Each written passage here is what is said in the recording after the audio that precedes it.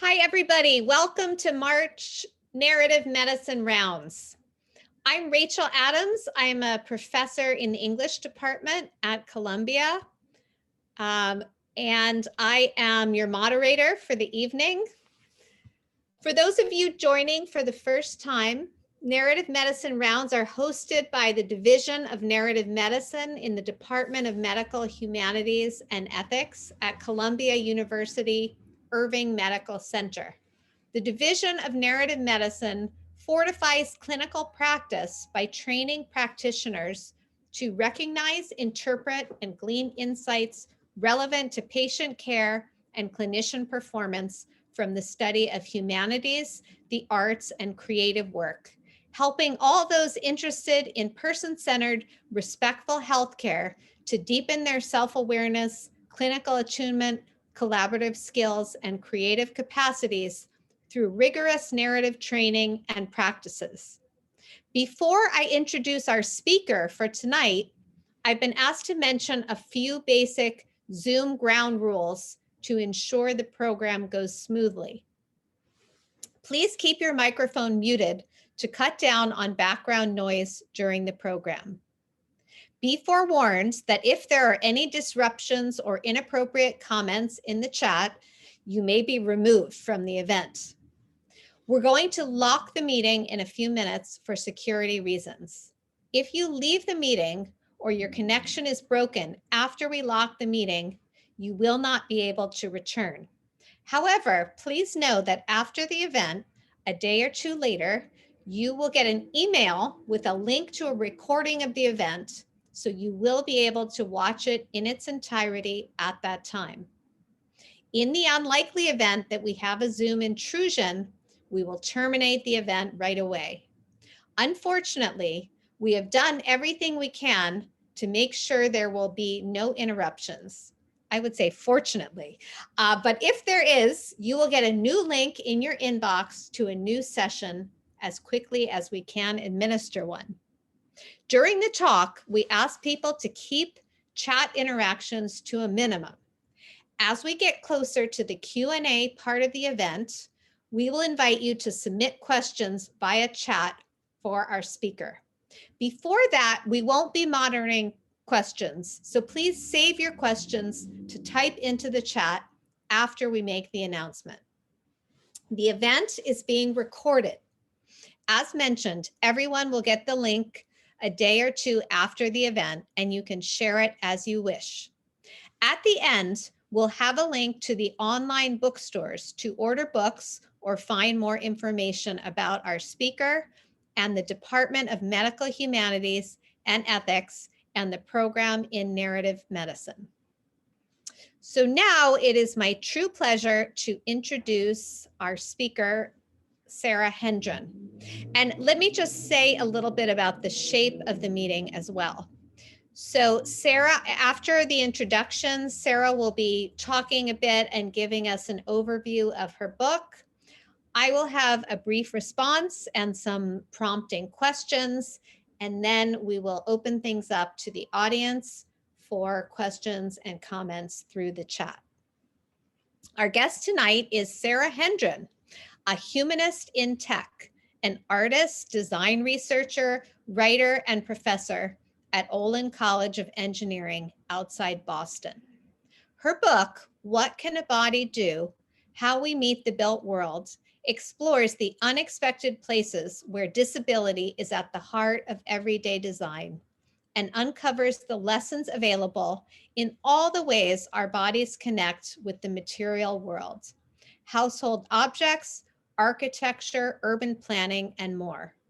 Her work has been widely exhibited in museum exhibitions and is held in the permanent collections at MoMA and the Cooper Hewitt. And her writing and design work have been featured on NPR, Fast Company, and in the New York Times. She's a former fellow at the New America think tank and the Carey Institute for Global Good. She lives in Boston with her family. Take it away, Sara. Thank you so much, Rachel. It's such a pleasure to be here, particularly with Rachel Adams, who I admire so much and who I haven't met face-to-face, such as it is, until tonight. So thank you to Nellie Herman and to all the folks at the Narrative Medicine program, and especially to Rachel for being here and so generously hosting me. I mentioned in the chat that we're having trouble with auto captions in Zoom, and I do apologize for that. But if you look at webcaptioner.com, you will find a way to open a browser window on your machine and get captions, and this will be captioned in the recording afterward. So I'm particularly glad to be here because I don't actually find myself often in narrative medicine circles, but I do think a lot about the role of narrative from my perch, which is in design and in disability studies in the context of an engineering school, that is Olin College, as Rachel mentioned. So I'll talk a little bit about the way that narrative plays out in my kind of work as a maker, but more so tonight as a writer of people who make things of their own, and what that means for us in terms of shaping narratives, big cultural narratives about disability and about the stuff in our lives. So I know that narrative, of course, in our shared fields can mean the role of stories in how we frame and shape our own experience when our bodies change and so on. It can mean the stories of the caregivers and the clinicians and folks who are in our lives and the way they come alongside us. And it can also mean this relationship to, bigger cultural narratives, sometimes in psychology called master narratives, that are afloat in the world about bodies, about capacities, about there are changing conditions and our frailties and vulnerabilities, and also about the stuff, the material culture in our lives. So I hope you'll see all of that in what I'm about to say, and I will keep it short so that we can focus our time on Q&A. So I'll drop in, but share my screen to begin. And Rachel, just give me the thumbs up that you're seeing the cover of the book now. Yeah, so this is my book, What Can a Body Do? How We Meet the Built World. And it is about these two topics, design and disability. But when we think of those two topics, typically in the popular media, the overwhelming kind of story about design and disability is in this kind of image. So it's an image of a man with a flesh arm on the right, and then a quite novel and expensive and sophisticated, probably myoelectric arm on the left. And this is a strong, persuasive story that is everywhere in the culture about what prosthetics do. What do? They arrive to the scene with the best possible technology. They do a replacement work of function. But I think what's telling here is also that there's a wedding ring on this prosthetic hand that is telling a story of belonging and identity that is also promised in the restoration of function in prosthetics. And I'm, again, in an engineering school, and no one is more interested than I am in the kinds of possibilities mechanically and electrically and so on of what prosthetics do, but it's also a really much more interesting story than I think some of the gadget blogs and the kind of big narratives in the culture would have us believe, that this is the only story, when in fact there's so much more. And I want to just say, and I hope this is useful to you all, I've been quite nourished by Danielle Allen's notion of prophetic, she often says, but not so much prophetic in my sense, but the historical work of reframing when it comes to our civic life and civic engagement. So Allen sort of lays out the ways that we engage with each other civically, and she calls, she sort of allows for the way we do disinterested deliberation, she says, in the kind of town hall, the way we debate in a normative sense what we should do in our public life together. Or she talks about fair fighting, so the kind of activist role, the role of protest, the role of sort of pursuing the change that we want to see. And thirdly, she talks about this prophetic reframing, that is the redescription of the world, usually in rhetoric and communications, that helps us to redescribe the world that we think we know with new words and new ideas so that we see it freshly and therefore we behave differently. So you can think about this classically in the realm of oratory and rhetoric for people like Harriet Beecher Stowe, Frederick Douglass, certainly Dr. King.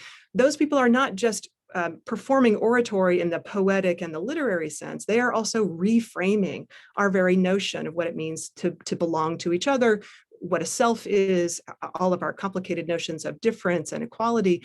But that reframing work does a kind of political action in the world. We know this, I think, and yet to have that name of reframing is really powerful. So I am asking, in my work in the lab, in the studio myself, and also watching all these stories that I'm about to show you, can reframing also happen in our material culture? Can it proceed actually from the lab and the studio? Can the stuff we make, can prosthetic tools do more than that kind of promising story that we just saw of that myoelectric fancy arm that does this powerful work of restoration and so on? Can reframing actually do a lot of different things from the lab or the studio in design? So I'll say a little bit more about what I mean, but I want to just pause and say very quickly that my book joins a whole family tree of interest in this very thing, that is describing the way disability meets design in the world. So I'm just showing you book covers by people like Bess Williamson, Elizabeth Guffey, Amy Hamrai, Mara Mills, and Jaipreet Virdi, among many others. It's a rich field, and my book joins those. So, right, so this story, again, is the really powerful story, and it belongs in a field that's called rehab engineering. So this is a kind of, this is the big, strong cultural narrative that comes to us when we think about design and disability, when we think about this person wearing that prosthetic limb. And rehab engineering is a post-World War I, especially World War II phenomenon in the United States. A big effort of research and dollars and R&D development of prosthetics that were owed, right, in a sense of recompense, owed to veterans of those big wars, using applied science and technology to restore the bodily functionality of folks who were returning from those conflicts, but also this national sense of restoration that would happen. And therefore this idea of rehab engineering, the rehabilitative work of technology, and David Serlin, the historian, I cite him in the book, shows that in the World War II sort of legacy was not just restoring functionality for people at the individual level. There was a powerful national story that needed to be told, that here this war effort would have been worth it, that we are able to sort of give back to those folks. So as a result, rehab engineering has become the long legacy, and in some ways the only legacy of the way we talk about prosthetics and the way we talk about design and disability. But all those books that I've shown you and my work is really about this other kind of thing that encompasses but also stands outside rehab engineering. And that is the simple profundity of this, the human experience of getting help that's designed, the extension of the body, the meeting and the matching and mismatching, the extension and the augmentation of the body for assistance. And not only that, but the story, I think, in design and disability can be one, if we choose to make it so, not just rehabilitation, that is just a restoration story, but that assistance might be in a desirable future, that we might actually design the future with help in it and not out of it. So let me just tell you a couple of stories to try to illustrate this. I tell a high contrast story in the limb chapter, and here you're looking at two men with sort of very different kinds of prosthetics. On the left, a middle-aged white man with a myoelectric arm. This is the fourth in a generation of arms that were built for him after he became an amputee at age 14. And the transformative work that does come for him with this tool, and we watch him kind of, lower his wrist and grasp a soda can without looking at it. That was a couple of years in the making, that kind of integration with the body. But on the other hand, we look also at Chris on the right, who is a 30-something white man with a blonde ponytail, and he's at the changing table with his newborn baby. And Chris, you can see, was born with one arm. So on the right side, he's got a residual limb that tapers off just beneath the shoulder. So, Chris might have been a candidate for a prosthetic limb, but in fact, of all the limbs that were built for him as a child, which were, quite strongly encouraged that he use, he didn't actually find them to be useful. His body was so adaptive and plastic in the way that bodies are, that he always was just using one hand, his incredibly dexterous feet and toes and so on. So he's not looking for this universal arm. And he's an engineer now by training and does his life really one-handed, but he was confronted with this particular task, which is at least a two-handed job in a lot of cases, and that is changing a baby's diaper. And so he fashioned this prosthesis, you can see, that's just like felted cords and this kind of soft material, a little kind of holster to hang from his residual limb and to hold up those little ankles while he changes a diaper. And so neither of these stories is the right story. Neither of them is better or worse, high or low tech, yes, but even that wouldn't encompass what's really happening here. And that is just that the radical nature of the body is to be adaptive. So rehab engineering here would not actually suffice to describe what's going on. That Chris is actually, it's the body that is so wondrous. It is making sense of its tools. It is making its plans. It is fashioning its worlds. So sometimes that has a rehabilitative connotation, but sometimes not. And it gets just more interesting from there. This demonstration is really an idea from Rosemary Garland Thompson in disability studies, where she describes the condition of disability as misfitting, and misfits, is a kind of commonplace word, but she says that misfitting is to be a square peg in a round hole world. Again, a kind of common idiom. But if you think about it, it's actually quite profound, because if you're a misfit, meaning a square peg in a round hole world, it's not clear actually where the misfit originates from. So should a misfit bring their body to the world, their square peg body to the structures of the world? Or can that body ask the structures of the world to walk a little bit more toward the body? So for engineers and designers, that means that the question is really unresolved, that misfitting is this whole charge to us to say, are we asking the body to do the adaptation, or could we look around and make the world a little bit more flexible? So just in the realm of limbs, it gets way more interesting even from there. And I'm just showing you 4 different images here. In that same limb chapter, we do look at rehab engineering. So that's a black and white image on the lower right of World War II vets coming home and sort of citing Serlin's history of that powerful story.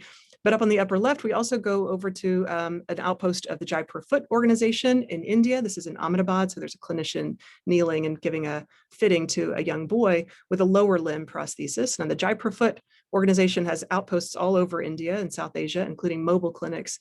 And they've now fashioned and distributed over 1.5 million low-tech, highly elegant prosthetic designs. They've distributed them for free all over India.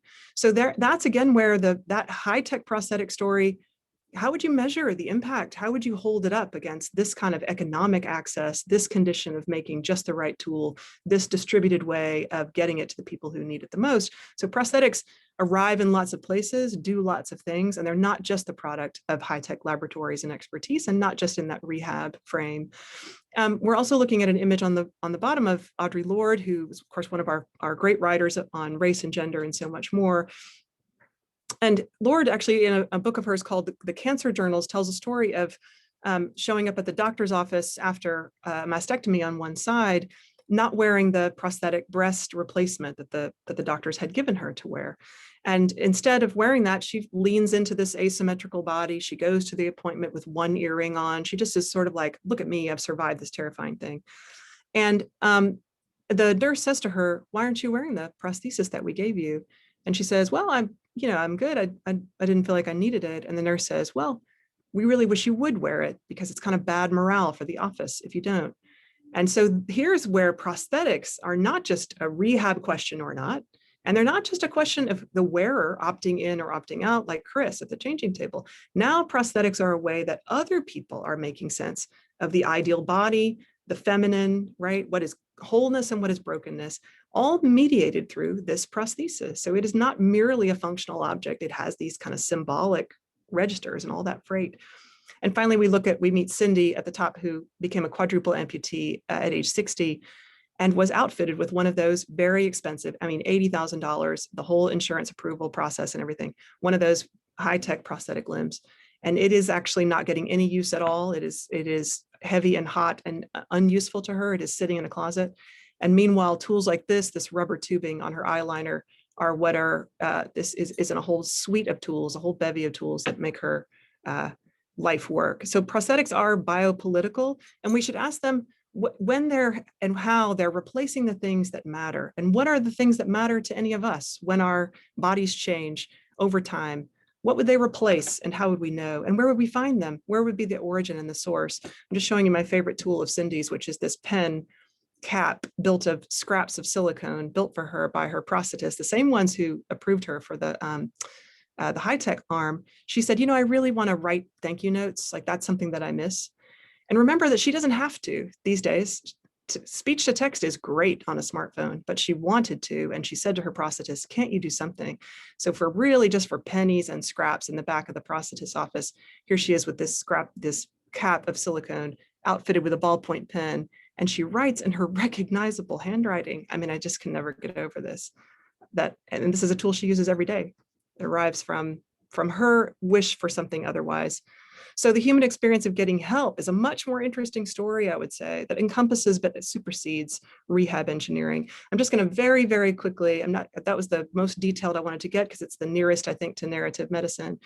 In the chapters, I sort of go out to other scales of design. So I point to things that are universally designed but have their origin story in disability, like the Cuisinart food processor, the Aeron chair, the OXO Good Grips kitchen tools. All of those have an origin story in disability. I can tell you in the Q&A if you're interested. We look at that Aeron chair, which is a kind of status symbol, mass produced now, right up alongside highly bespoke cardboard carpentry chairs that are built, chairs and more that are built at the Adaptive Design Association in the Garment District of New York, and with outposts all over the world, this very rich bespoke practice of building, of design for one, and what we learn when we compare those two.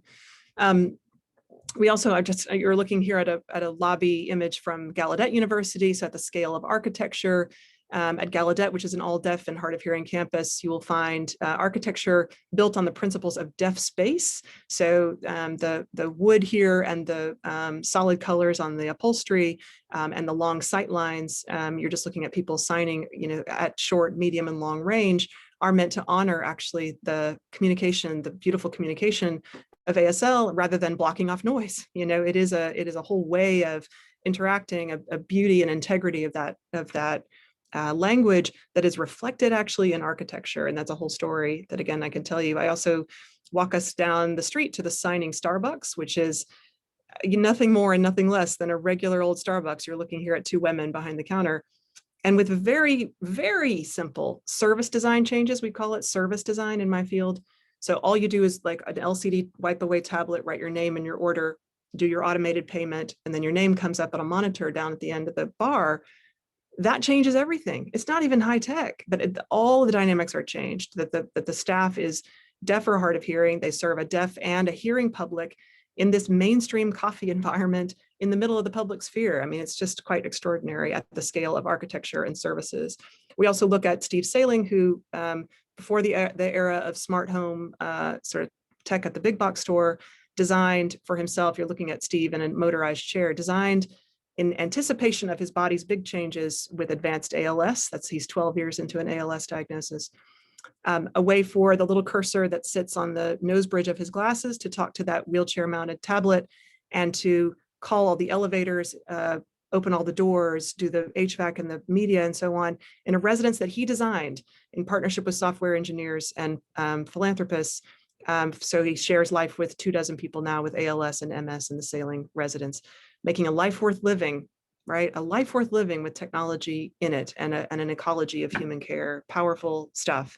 We also look at, something that's so ubiquitous, it's out of our sight, that is curb cuts and the history of curb cuts, the way that cities have been altered at every street corner to make passage possible. And then probably known to you, we end that chapter on streets in the Dementia Village in De Hoogheweg in Weesp in the Netherlands. So, which is a memory care center, a nursing home that is built in the simulacrum of a city with streets, residences, a bar, a restaurant, a barbershop, a gym, all kinds of things, in part as treatment. So folks probably know this is a whole burgeoning area of using architecture actually to locate people in place, to reduce confusion and therefore drop dramatically their reliance on psychotropic drugs and other kinds of agitation kind of pharmacology with design. It's amazing in the street. So again, I can tell you more about any of those stories, but the scale of design goes from everywhere on the body to out to systems. So chair, room, street, clock. The last chapter is about the design of time and developmental disability. And this is where Rachel and I come together. We both share life with people who have Down syndrome, where prosthetics really fall away. So the design really of time, the misfitting is actually in time, the sort of non-normative development over a K-12 education becoming a productive economic unit in the way that time is designing all of our lives. And so I meditate a little bit there on what it's like to live life with Graham, my son, who's 15 now, and about the design for developmental disability that might arrive in the future. So I want to just, I hope I can just make a strong case that design is not an aesthete specialist enterprise, it is a civic practice, and that disability is not just an identity, but a civic matter for all of us. And I hope we can talk a little bit about reframing disability in design if you're interested, and just to affirm again the desirability of assistance and my hope, my goodness, for all of our sakes, for a future with help in it. So I'll turn it over to Rachel now and stop sharing. Thank you so much, Sara, for your beautiful book and that account of it. It's really a pleasure to respond to your work tonight. And I want to thank the Narrative Medicine program for making that possible.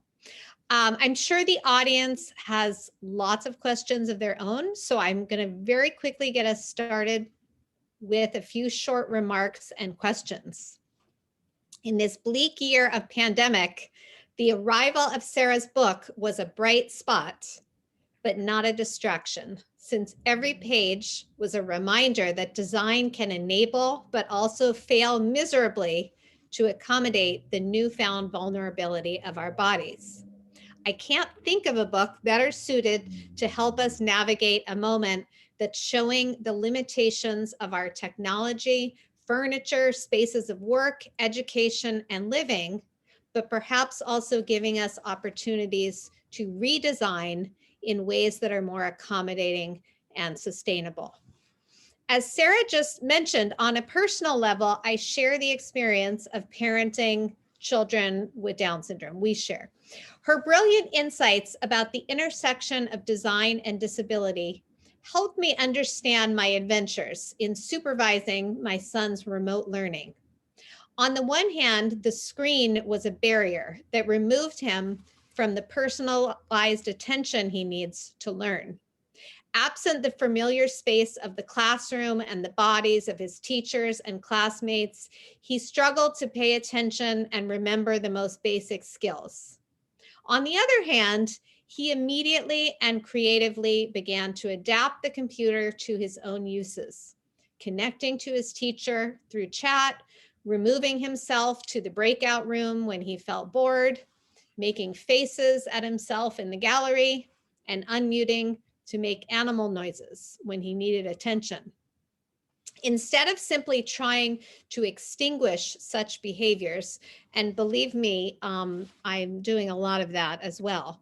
But what can a body do asks us to think about where our designs fail to meet the needs of atypical body minds like Henry's, and how taking those limitations seriously can result in innovations that benefit us all.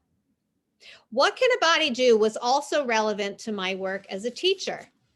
This year, I'm teaching literature humanities, Columbia's marathon survey of great authors from Homer to Toni Morrison. And I've asked my students to think about the book as a material object.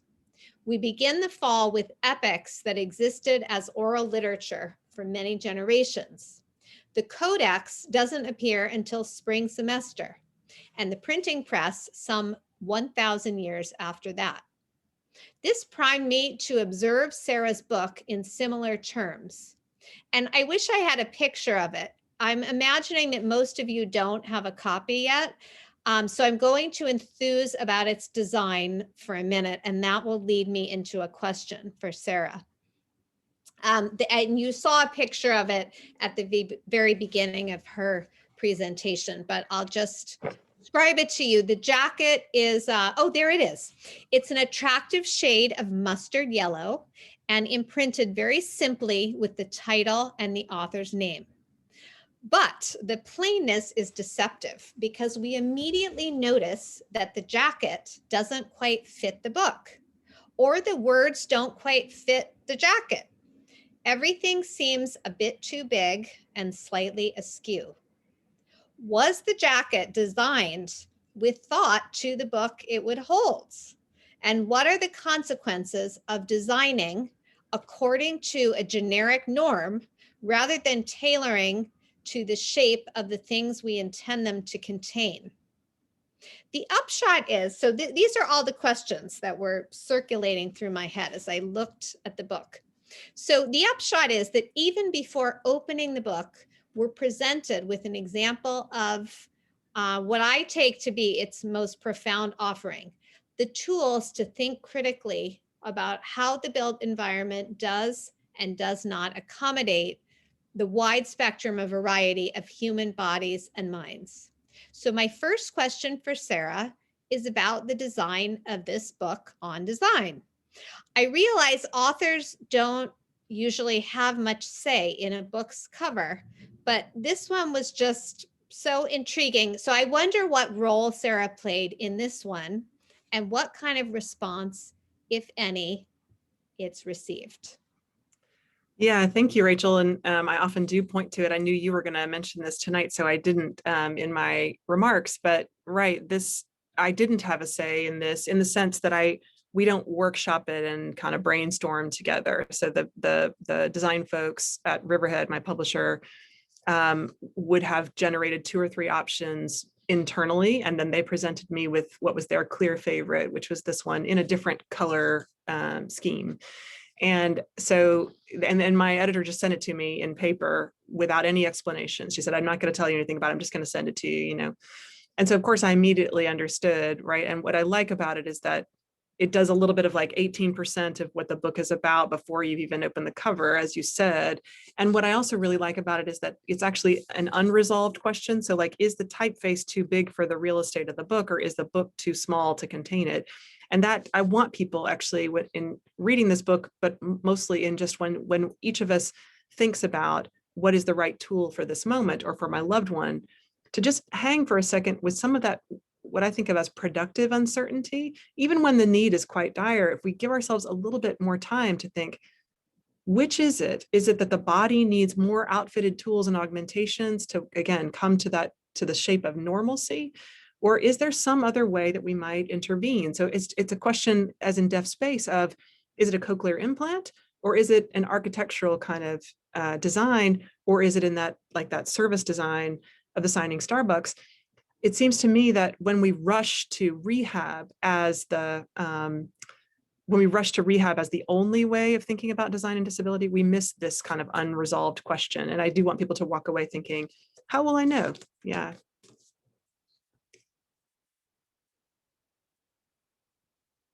Oh, you're muted, Rachel. Thanks, Sara. We're getting a lot of questions. So I think I am just going to I'm going to read through my other 2 questions. You can respond to them or not, and then we'll go to the audience. I'd like to, because I do think that the story question is important. I'm going to truncate them a little bit. So one point that I make is that what can a body do is filled with stories. In addition to presenting a compelling argument for more inclusive design, this book introduces us to individuals for whom design matters. And in my prepared comments, I made a whole list, but Sara has actually mentioned a number of the people who we meet in the book. So my question was just asking her to talk a little bit more about these people. So as she explained, each chapter is titled with a particular design target, but they're really brought to life through the stories of people. So my second question is about the role of the personal stories in Sara's research and writing. To what extent do individual stories illuminate general principles, and do you see limits to the value of the personal? Can you talk to us about your decision to make yourself and your disabled son, so that was your part of the story, a part of those more general stories?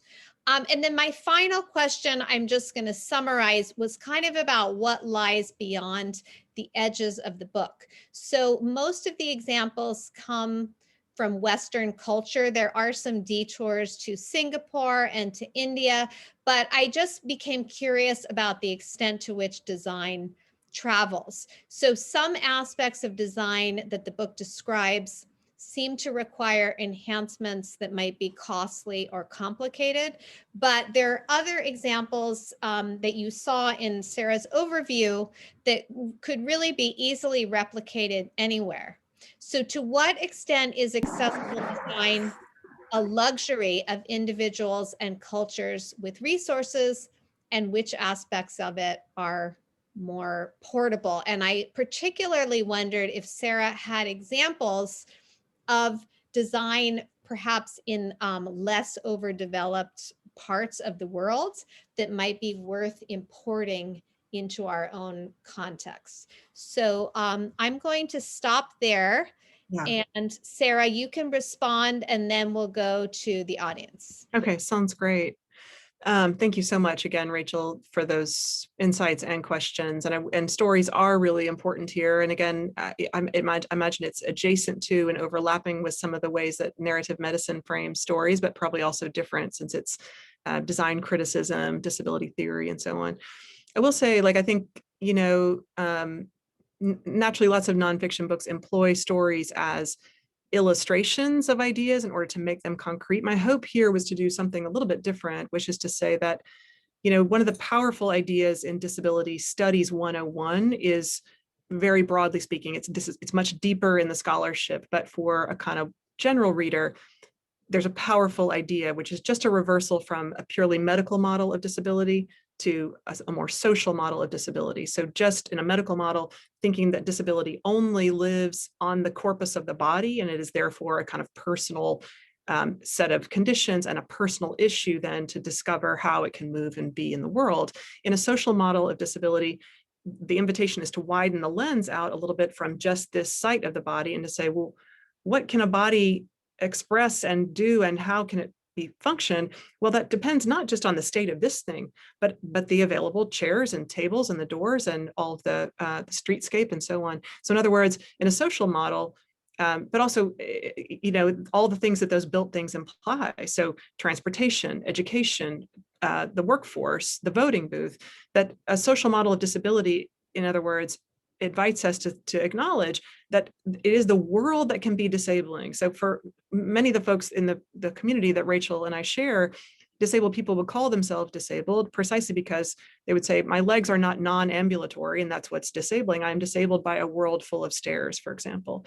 So it seems to me that it's really interesting, both deeply creative and also urgent in its political stakes, to look at material culture of design, all the made things at all scales, precisely to see how vivid and resonant this truth is. That this idea in disability studies is not merely a kind of theoretical mental model by which we make sense of one another, and not merely a call for different kinds of policies or legislation, although it includes that, but that how interesting that barriers to basic thriving could inhere in the actual material, the molecular structure of stuff, in the difficult, the stubborn rigidity of things like concrete, the concrete that goes in a hard, 90 degrees down from a sidewalk to a street, rather than the simple glissando, of the ramp, a simple machine, a classical mechanics of machinery that makes it possible for wheelchairs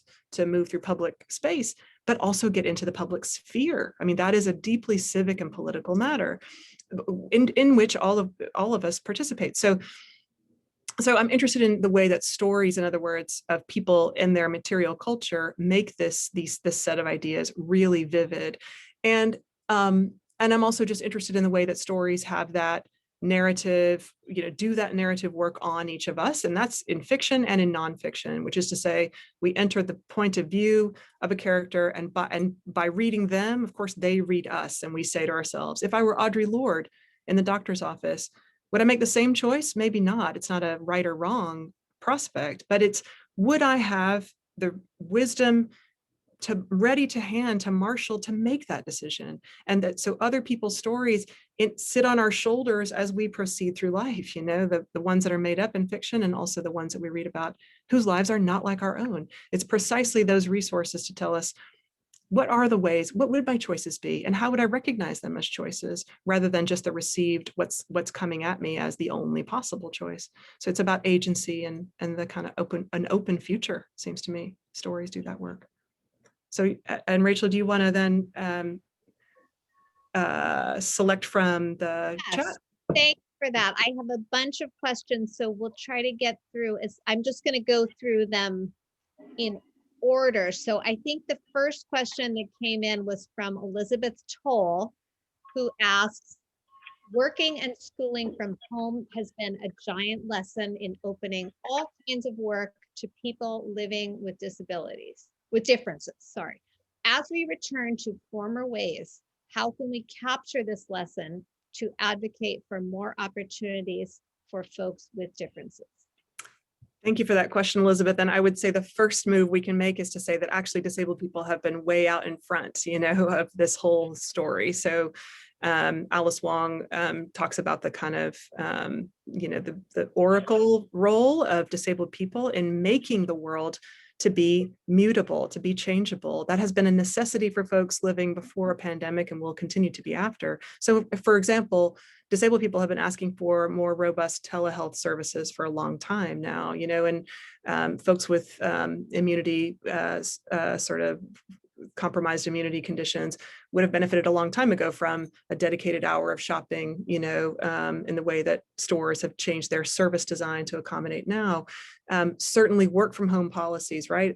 Disabled people have been asking for a long time and insisting that, this can be reinvented. It's actually not rocket science, right? Because they know they're the best experts. They know that the world can be and indeed must be mutable and changeable. So the first thing we can do is point to this intellectual and creative resource, right? I mean, it seems to me people approach this topic so often with a kind of earnestness, and I understand that as somebody with skin in the game and stakes, and yet they miss, I think, the creativity, like just to see Steve building an anticipatory residence for himself when his body will be utterly changed, when he has almost no mobility at all, and the way he was able to respond and be agile and deeply inventive in that state, So far from saying like, let's not forget, disabled people, I'd say, let's look to this tradition as one that's on offer to us and has been around for a long time. Thanks, Sarah. The next question I see, I believe, is from Rita Sharon, who's chair of the medical ethics department. And I think, Rita, you want to ask yourself. Is that right? Feel free to unmute if you would like to. Yes, I just wanted to make sure that everyone here in this group knows who the two people are hosting us today or visiting with us today. And to say that Rachel Adams is an English professor. She and I were colleagues years ago. And it was with the arrival of Henry that she also became not only a disability scholar and author, but also became the nidus of a very powerful community at Columbia University and frontiered what has become a very robust and I think committed group of scholars across the board, uptown, downtown, medical center, arts and sciences. And I'm hearing that in Sarah's also, that you're asking us to be part of a community in which human experience, that experiences the human phenomenon of getting help and maybe giving help, but mostly getting help. So I thank you both. Thank you, Rita. And I could not underline that more. And I also just finished Rachel's latest project, which is co-editing a posthumous set of essays and material from Alison Pietmeyer, who was also a parent of a child with Down syndrome, also a powerful scholar. And so Rachel joined George Estreich, also a parent of a person with Down syndrome, in trying to forge this new ground. And it's so nourishing. Thank you, Rita. Appreciate that. Oh, thanks so much for that. I feel warm all over. Okay, so I have one from Kathleen Rogers. She says, I'm thinking through this vis-a-vis disability aesthetics, like your great examples with Audre Lorde and also Gallaudet. In what other ways can design celebrate different bodies instead of normalizing them? My favorite question. Thank you so much, Kathleen. If I had more time tonight, I would show you a lot of examples of, certainly there's a lively tradition in disability arts that does a lot of kind of queering the relationship between normativity and difference, sort of mobility and so on. So Carmen Papalia, Park MacArthur, a whole set of artists that I could name. I do talk in the book about a couple of projects that would be thought of in my field as critical design, meaning design that has functionality built into it, but it functions more as a cultural and symbolic and expressive object, precisely to do that unresolved question asking, like we talked about in the type of the book.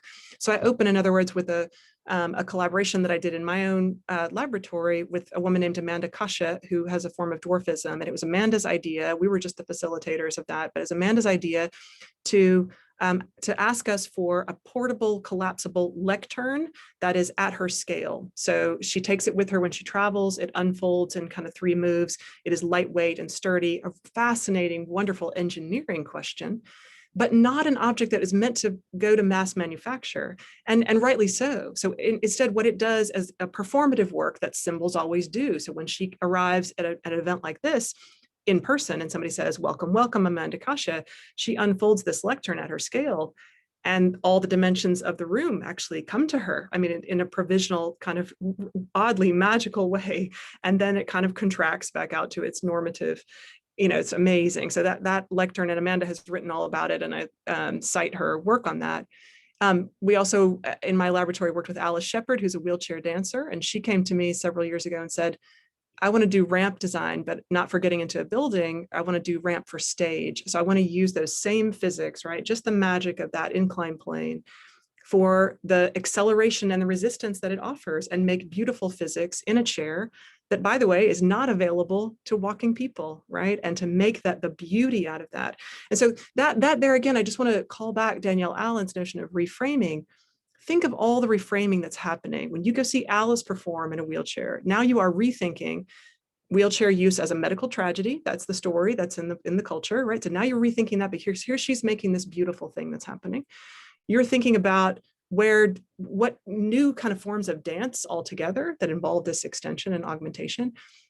It's also reframing in a pedagogical sense. My young engineers are thinking, this is physics, right? It is engineering, right? We're doing assistive technology. Are we or aren't we? And they are having to do all that beautiful conceptual work of dialing back from their own conceptions of, as Rita said, being on the giving end of help and not locating themselves actually on the same plane of people who receive help and give help in lots of ways. So Kathleen, sorry to go on, but this is my big passion, is kind of that critical design work of like making the traditional rehab engineering paradigm, utterly invert its purposes and produce culture, culture that works. I mean, stuff with like real material, I'm very pragmatic in that way too, but that goes to museums and to those cultural contexts as a way of rethinking, reframing. So thank you. Okay, here's one from Ava Chen, who says, I love the range of case studies in the book. In your role as a designer in academia, do you have advice for when to ask one individual person for a tailor-made solution versus when to bring in a group and build something more general? Okay, so meaning in a context where the class is going to do this work as a project, Ava? Is that what you mean? Like where you should do design for one if people come to you and say, I want to collaborate because I have a wish for. In terms of collaborations and projects. Yeah, I mean, I think, so this is a kind of like design for one or scalability question, right? And I think for me, it was very important. I taught a class for a number of years called Investigating Normal. And for me, it was very important to have what I called like orchestrated adjacencies. So I needed to have that work with Alice on the wheelchair ramp, and like that's a one-off, it's like one thing, and making art in kind of one side of the room, right up alongside a partnership with, Children's Hospital in Boston, who are working on, breastfeeding and cleft palates in infants, and that's a much more like engineering-y, scalable project. For me, it was important to have those running side by side so that each had to see the value of the other, right? Like, here's a scalable object, it goes to industries, industrial product design. And here, by the way, is an artist doing something really serious, which is reframing our notion about disability politics. Now, in your case, I don't think there's one right answer. And I think if you're going to have a meaningful pedagogical experience, often a design for one is about what you can get to in a semester, which is to say an early prototype of a thing that may or may not scale. But I think students learn a lot from the ethnographic interview. That's what we do in my classroom. I'm teaching it right now, participatory design, which is far different, right, from a like demographic survey or a poll or something. Like when you're really observing people in their contexts, figuring out what's, you know, working well for them, what's working less well, all their assets, as well as their challenges. You're not framing it in kind of pain points in that sort of heavy-handed way. Then you have the opportunity to propose something together, to build a prototype of something together. Like in the case of Amanda's lectern, that was a semester-long project. They did produce, design, and build it and deliver it to her, which is a big ask, certainly for undergraduates. But we then did a 2.0 version with an industrial designer because that thing was going to wear out. Like it just can't hold the specifications of like a real functioning object for a long time. But it's pedagogically, right? If you take a learning orientation to the whole premise, you don't have to answer that question right away, I don't think. So start with the design for one, and then ask yourself, does this have the glimmer of scalability about it? And is that where it belongs? Or is it a cultural object, right? Or is it a kind of Cindy object, that one thing, the just right tool at the right time? Okay, this is from Lynette Chu. Do you feel that there is active resistance to designing for disability in both industrial and digital design, or that it's a matter of engineers and designers needing further education and awareness? Yeah, what a great question. Thank you, Lynette. I do think it's more the latter. And here's where, again, when I try to frame the book and even tonight's talk in terms of a future with help in it and the desirability of assistance, sometimes I think even awareness campaigns, again, stumble into territory that is a kind of earnestness. And so then non-disabled engineers and designers may be thinking like, oh, well, yes, I should care about this topic. But they probably, for one thing, have not had the classroom experience where they get through the awkwardness, for example, of calling up the Association for Blind People down the road. This is what I do in my classroom, just for this reason, right? Getting through the awkwardness of making that phone call, having somebody come and beta test their software or whatever. People don't want to, there's no malice. They're just so afraid of doing it wrong. So in my classroom, I declare that safe space to say, like, is it okay to say dwarfism, right? And I talked to Amanda about that students need to be, young people, anyone starting out has to be walked toward all of those kind of literacies precisely to make them aware. And I think a lot of times the awareness piece, again, circumvents the creativity, the inventiveness, and just the rich disability culture. And they miss doing this powerful thing, which is to say, I also live on the planet of humans needing help. This body, it has needs, right? So if I'm also located there, then we're not in this kind of simplistic gift economy. We are like on a vast plane of human, existence, all of which has always included assistance of various kinds in the design form of what we build, and also in the forms of sociality and care that we build, networks that we build around us. And the sooner people can get to that place, then the sooner they're asking better questions, which is to say, they're not thinking like, oh gosh, how am I going to panic? How am I going to make my app, accessible to blind people? They're thinking like, what an interesting question this is. And who can I ask about it? And what are they already doing to adapt? Because I know since I need help, they also just need another kind of help. So I'm in the investigative mode rather than the kind of, paternalist mode. So it's a delicate business, seems to me. And that's again where the reframing does its civic agency work, because there's so many pitfalls, earnestness, paternalism, tech saviorism, all that stuff. But none of that, I think, is active resistance. I see people respond to it all the time. When you engage their wonder, and their own location, in a realm of help. The autonomy myth, the feminists say. I mean, it's been in the literature forever, but we don't get a handle on it quick enough. Okay, I think we have maybe two more that we have. I'm told we can go about 5 minutes over. So so this is from Amilcar Castellanos Sanchez. I'm delighted to see that there is a role of art and design in the realm of disability, which is many times seen as those poor people with a problem, though we know that disability enriches their capacities more so than people who are normal. Can you suggest titles of short narratives that we could use as case studies? Short narratives in the form of You mean just like easy ways to point people to links online and this kind of thing? Sort of like, here's a case study online, like Alice Shepard, for example, in Kinetic Light, her dance company is a great example of this. But there are also IT firms, and maybe Rachel, you can help me, I'm blanking on the name of the most famous one out of Scandinavia, that are built and staffed entirely by IT consultants who are on the autism spectrum. So it's a business model.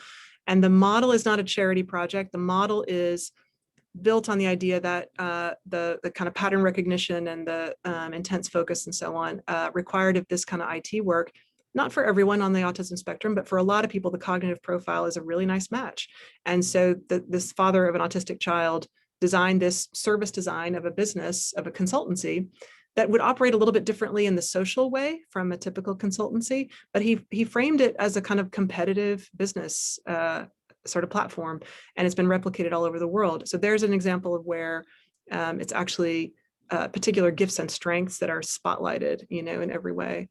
I mean, there's so many stories like this. I think, you know, again, at Gallaudet, Gallaudet is just full of what people at Gallaudet, and a scholar there in particular, Dirksen Bauman, calls not hearing loss, but deaf gain. So they talk, there's a rich literature around the way that the culture of deafness, including the spherical way in which people speak to one another, the spatiality of relating and connecting, the way that people interdependently move down a sidewalk and one person is designated to monitor the visual field so that people can focus on a conversation together. I mean, there's just these incredible ways in which, again, the body is adapting and finding its possibilities all the time. So the stories are out there. They're just a little bit overwhelmed by rehab engineering, which is great in its place. It's just, but if you look up disability arts, there's a huge amount of that stuff now, quite readily available in gallery shows and so on. Those are wonderful examples. I would just say, in terms of narrative, one of my favorite examples to use in teaching, which is very appropriately brief, is a debate between the disabled lawyer Harriet McBride Johnson, who was a lawyer and activist for people with disabilities, goes to Princeton to debate the philosopher Peter Singer, who's argued that people like Johnson should be euthanized at birth, that would be ethical. And she writes this amazing New York Times essay about that experience. And actually it ends up being about how they both learn from each other and to accommodate each other. So that's a really great one for teaching if you're looking for print narratives. Sarah, I'm just going to read one. This is more a comment, but I think you will have a response to this one, and this will be our last one. And then I assure you, Sarah will read through all the comments. There's lots of rich feedback in here that you'll want to see later. This is from Ellen P., who says, I've often wondered why wheelchairs, walkers, canes can't be cool and fun and tricked out like bicycles or cars. Those enable people to get around better and are not treated like medical tragedies, as you say, with wheelchairs. Yeah, it's really interesting. I mean, I do think I have a whole set of slides about the way that there has been some more kind of logic of fashion attention to prosthetics in recent years, trying to sort of, and that's a kind of destigmatizing form of reframing. I mean, so canes, for example, there's a long history of decorative and beautifully carved canes, and lots of design attention being brought to them. I think we do often think of the ones that are built in the rehab engineering form, right? Which is to say, there's a clinical logic. This must be a clinical and medical tool, and therefore it must be made of the same kind of chrome and rubber, right? And therefore it's not material culture. It doesn't aspire to the extension of the body quite in that way. But, you know, in the 19th century, there were these incredible like ear, horns for magnifying sound, and they were beautifully made and could be actually, the hose for them could be like routed through a planter on a table. I mean, people have been for a long time actually thinking about making these things more amenable to our material culture in life. It's just, I think we, in the age of mass manufacture and sort of mass product design, they have this kind of hospital logic. It's true. But if you look actually online, there are lots of people redesigning prostheses of various kinds, including wheelchairs, to be more athletic and sort of car-like, to be more decorative overall. And, you know, I personally am more interested in folks grappling with the harder quest, which is this like making peace with your own help, than I am in destigmatizing. But of course, I am interested in destigmatizing too. My son wore little ankle braces that had, you know, little patterns on them for many years, and all those touches and the agency to choose them is what's really important, seems to me. I just want to acknowledge too Lisa's, I think it was Lisa's, comment about universal design. And yes, that you know, I tell the story of the OXO good grips, the Aeron chair, the Cuisinart. Those are all examples of universal design logic, which is to say, look in the margins of experience, you get an insight about the human condition, and an all ships rise, you know, kind of narrative. You get a better mousetrap for everyone. It's great. We all benefit from it. And I'm also interested in the ways where disability is actually much more present. Those stories actually leave the disability origin often behind. That is the definition of their success. They arrive at the big box store for under $10 in the OXO case. And I'm interested in a big family where disability is actually front and center, and is again this creative and intellectual tradition in which we all share. Thank you. Thank you so much, everyone, for joining us tonight. This time has gone much too quickly. I especially want to thank Sara for her wonderful and inspiring, both the book and your conversation about it. Links to where you can purchase Sara's book. Hopefully you are now thoroughly energized to read the book, and it's a delightful read. It's lively and well written and smart. So the links should be shared on your screen.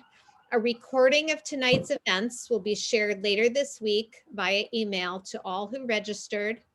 And we hope to see you all next month when we welcome our own Jace Miles Perez, writer and story editor for ABC's TV show Grey's Anatomy, in conversation with Morris Spiegel as they reflect on narrative medicine and writing for TV and film. We hope to see you then. Thank you so much, everybody, for coming. And I'm just seeing so many lovely comments and what good questions. Thank you. Thank you for over the Zoom, you know, and thank you, Rachel. My goodness, I could not have asked for a more generous and, you know, like-minded collaborator.